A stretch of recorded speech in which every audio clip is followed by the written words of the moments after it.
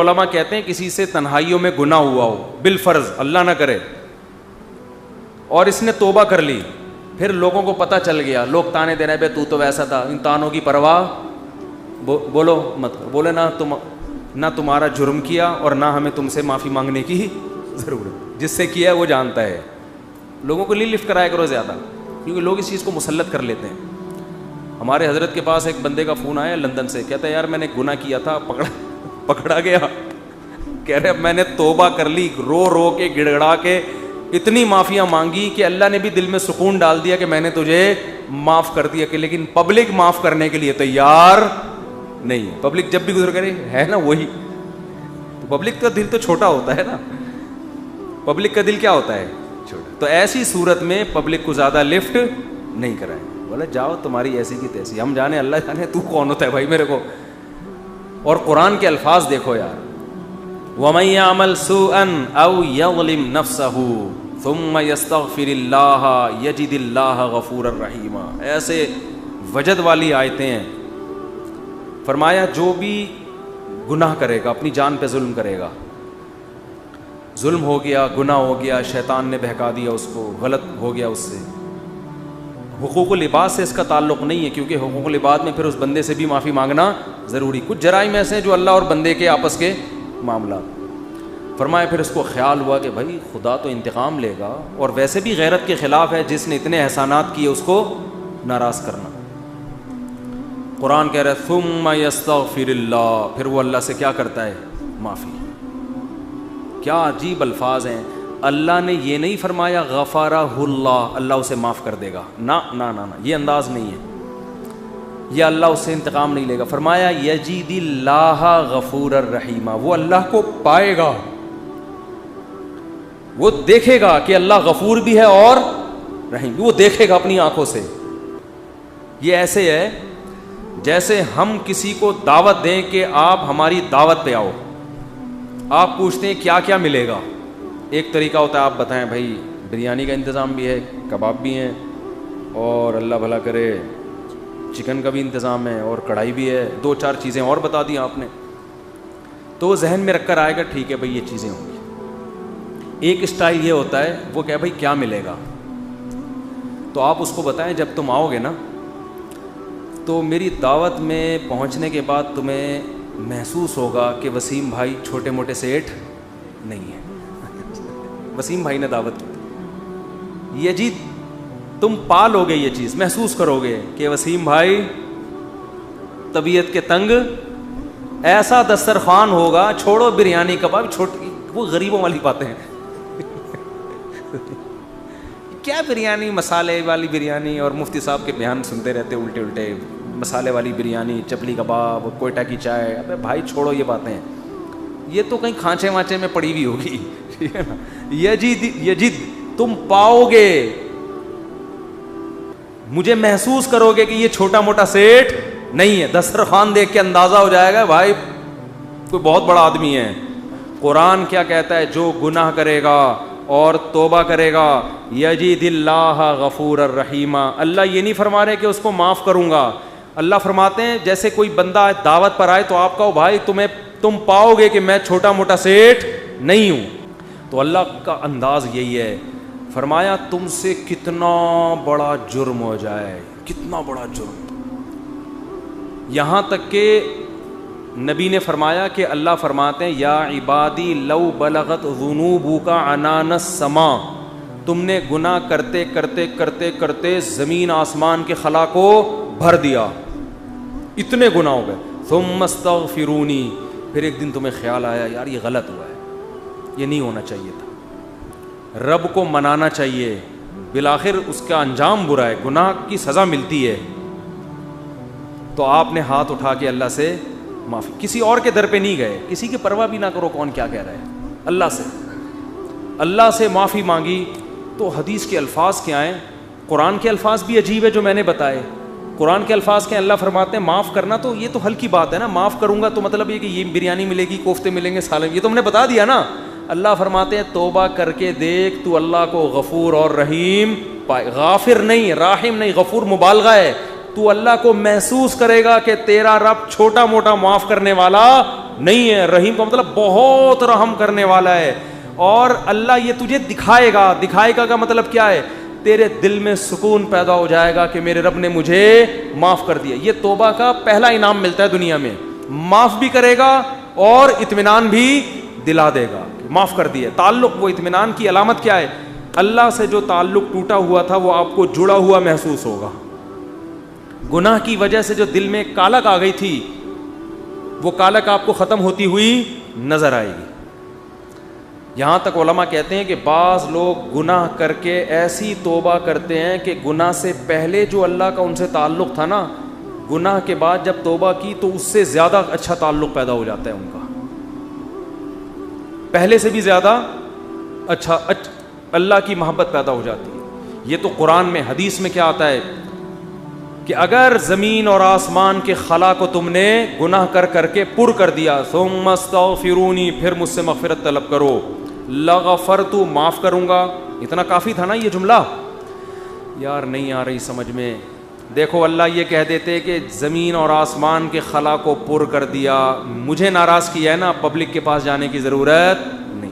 عیسائیوں میں پادریوں کے پاس جا کے معاف کرواتے ہیں, اتنے پیسے لے لو معاف کر دو. اللہ کہتے ہیں پادری کا کیا بگاڑا ہے تم نے, ناراض مجھے کیا ہے, نماز چھوڑی ہے مجھے ناراض کیا, زنا کیا مجھے ناراض کیا, انٹرنیٹ پر فحش فلمیں دیکھی مجھے ناراض کیا, یہ جو ہو رہے ہیں گناہ آج کل, کچھ بھی کیا مجھے ناراض کیا نا, آؤ میرے سامنے گڑ گڑاؤ. تو اللہ کیا کہتے ہیں, زمین اور آسمان کے خلا کو پر کر دیا, پھر مجھ سے معافی مانگو گے معاف کروں گا. کافی ہے نا, بس کر دیا معاف. آگے اللہ ایک اور جملہ بناتے ہیں, لا ابالی, کسی کی پرواہ. بولو, اردو میں لفظ سماعت ہو کہتے ہیں بڑا لا ابالی قسم کا آدمی ہے, سنا یہ لفظ, ہاں بولنے میں کچھ ٹیکس لگتا ہے. لا ابالی کہتے ہیں نا, یہ عربی کے لفظ سے آیا لا ابالی. لا کا مطلب نہیں, ابالی کا مطلب پرواہ نہیں کرتا میں کسی کی. جیسے جو آدمی کسی کی پرواہ نہیں کرے بڑا لا ابالی سا آدمی ہے. تو اللہ کیا کہتے ہیں, لا ابالی, معاف کروں گا, کسی کی پرواہ نہیں. کیا مطلب, یہ جملہ لگانے کی کیا ضرورت تھی؟ جملہ اس لیے لگایا جا رہا ہے کہ بہت سے نیک لوگوں کو اعتراض ہو سکتا ہے, اے اللہ اتنے سارے گناہ سیکنڈوں میں معاف, یہ بات ہماری کھوپڑی میں بولو نہیں, کچھ تو تھوڑی سی ہوتی. جیسے ایک بیٹا نافرمان ہو, 20 سال باپ کو ستاتا رہے, اب باپ کو زندگی بھر ستایا اس نے, باپ نے کہا ایسی کی تیسی ہے, ابھی دیکھتا ہوں میں جائیداد سے آگ کر دوں گا, میں یہ کر دوں گا. باپ بوڑھا ہو گیا, مرنے لگا ہے بھائی, اب جائیداد کی تقسیم کا وقت آ رہا ہے, اور اب یہ گیا, اس کو پتہ ہے کہ اب تو سارا معاملہ خراب, زندگی بھر ستاتا رہا. آخر میں آ کے ابا سے کہتے ہیں, ابا I am very very sorry. ابا کہتے ہیں چل جا معاف کیا. دوسرے بیٹوں کو آئے گا نا غصہ, ہے بھائی, ابا یہ کیا, یہ تو آپ کے رحم دل ہونے سے ناجائز فائدہ اٹھا رہے ہیں بھائی, ابھی آپ کے جانے کا وقت ہے, اور یہ آ کے سوری کر کے چلا گیا. تو ابا اگر ابا ہوں گے تو آپ دوسرے بچوں کو کیا بولیں گے, باپ تم ہو یا میں ہوں؟ کیا خیال ہے, باپ تم ہو یا ٹھیک ہے تمہارا مشورہ ہے میں نے سوچ لیا. باپ بہرحال کون ہے, میں, میری مرضی, میری جائیداد ہے, میری میراث ہے, میں کسی کو بھی نہ دوں, میں صدقہ کر دوں, جاؤ. لیکن انسان کا اتنا ظرف ہوتا نہیں ہے. اب اللہ پر تو موت واقع نہیں ہوگی, لیکن انسان پر تو موت واقع ہوتی ہے, اور موت کے بعد رحمت کے چانسز ختم, توبہ کے دروازے بند. ساری زندگی گناہ کرتا کرتا اب موت سے پہلے اللہ سے کیا کہہ دیتا ہے, آئی ایم سوری, معاف کر دے. تو اللہ کہتے ہیں کہ میں معاف کر کے, آگے پہلے ہی بتا دیا کہ کسی کو اعتراض کرنے کا حق, اللہ کو پتہ ہے بہت سارے لوگ آئیں گے, یا اللہ یہ کیا ہے بھائی, یہ کیا اتنے سارے گناہ ہو رہے ہیں اور اس نے معافی اور 1 سیکنڈ میں معاف, یہ تو تیری حکمت کے خلاف ہے, یہ تو مصلحت کے خلاف ہے, یہ تو یوں ہے, یہ تو ناانصافی ہے. اللہ کہتے ہیں بولنے دو, مجھے پرواہ بولو نا نہیں ہے.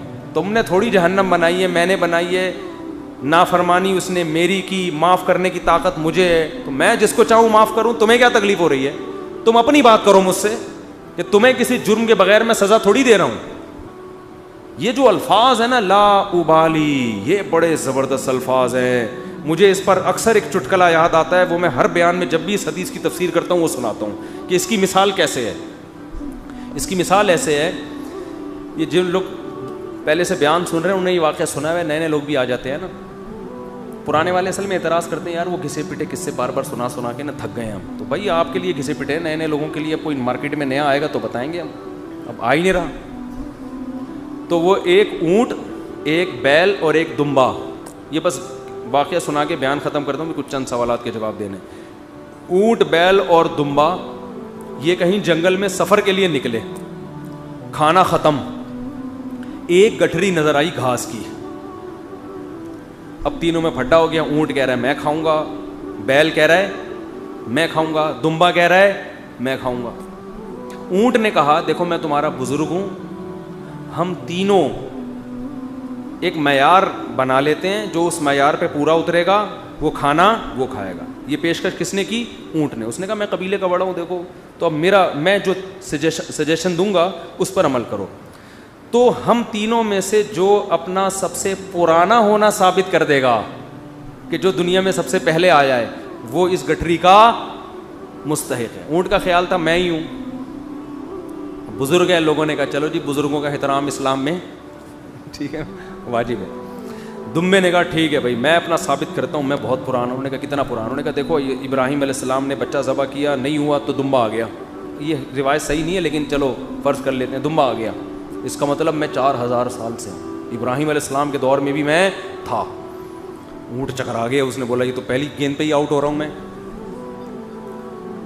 تو بیل نے بولا کہ آدم علیہ السلام جب زمین پہ آئے تھے زمینداری کے لیے ٹریکٹر ایجاد نہیں ہوئے تھے, تو کچھ تو اگایا ہوگا نا, تو کھیتی باڑی کس سے کی تھی انہوں نے؟ بیل سے. اس کا مطلب میں کب سے ہوں. دمبا تو آؤٹ ہو گیا نا. اونٹ پریشان کہ کمبخت اس سے پہلے تو تاریخ لکھی نہیں گئی ہے, اس سے پہلے تو تاریخ لکھی, اور سجیشن بھی میری تھی. اونٹ ٹینشن میں آیا, اس نے کیا کیا, وہ گھاس کی گٹھری اٹھا کے اپنے کوہان پہ رکھی. تو دمبے نے بولا بھائی میں تو بہت پرانا ہوں. اس نے بولا مانتا ہوں, میں نے کب کہا, آپ بہت پرانے ہیں, میں آپ کے بعد آیا ہوں. بیل نے کہا میں تو اس سے بھی پرانا ہوں. اس نے کہا میں نے بولا کہ آپ پرانے نہیں ہیں, تو بھائی یہ پھر ہمیں دو. اس نے کہا دم ہے تو لے لو. اس نے کہا ہمت ہے تو اٹھا لو. اونٹ کے کوہان سے کون اٹھائے گا, چلو دفعہ یہاں سے, تمہاری ایسی کی تیسی. سجیشن بھی خود ہی دی, بولا جس میں دم ہے لے لے بھائی, چلو. اس کو کہتے ہیں لاؤ بالی. نہیں آئی بات سمجھ میں؟ اللہ ایسا نہیں کرتا کہ وہ اپنی تجویز کے خلاف چلے. یہ تو میں نے صرف واقعہ سمجھانے کے لیے کہ بھائی اللہ کے سامنے کون لڑ سکتا ہے, اللہ کے سامنے کون دلائل دے سکتا ہے کہ اللہ وہ اتنے سارے گناہ کیے تو 2 منٹ میں معاف کر رہا ہے. اللہ کہتے ہیں جو جس نے دلائل کے انبار لگانے ہیں نا, پہلے لگا کے رکھے, کتابوں میں لکھے, پورے رسالے لکھ دے. میری نظر میں اس کی کوئی ویلیو نہیں ہے, کیونکہ خدا میں ہوں تم نہیں ہو. نافرمانی میری کی ہے, تمہاری تھوڑی. تمہیں کیوں تکلیف ہو رہی ہے؟ یغفر لمن یشاء ویعذب من یشاء, جس کو چاہوں گا معاف کروں گا, جس کو چاہوں گا عذاب دوں گا. یہ اللہ نے اپنے ہاتھ میں رکھا ہے تاکہ جب کوئی گناہ کرے تو گڑ گڑائے کس کے سامنے؟ اللہ کے سامنے. ہمیں پتہ ہے کہ اللہ کے سوا معاف کرنے والا کوئی بھی نہیں ہے. معافی کا اختیار اللہ کے ہاتھ میں, سزا کا اختیار اللہ کے ہاتھ میں. تو میں اس لیے کرا رہا ہوں کہ مخلوق کو زیادہ لفٹ کرانے کی ضرورت نہیں ہے. لوگ مجھے کہتے ہیں ہم سے گناہ ہو گیا, فلاں نے کہا یوں ہے یوں ہے. میں کہتا ہوں بھائی تو بولے تو کون ہوتا ہے؟ تو میرا باپ ہے, تو میرا ماموں ہے, تو کیوں پوچھ رہا ہے؟ میں جانوں اللہ جانے, تیرا کیا مسئلہ؟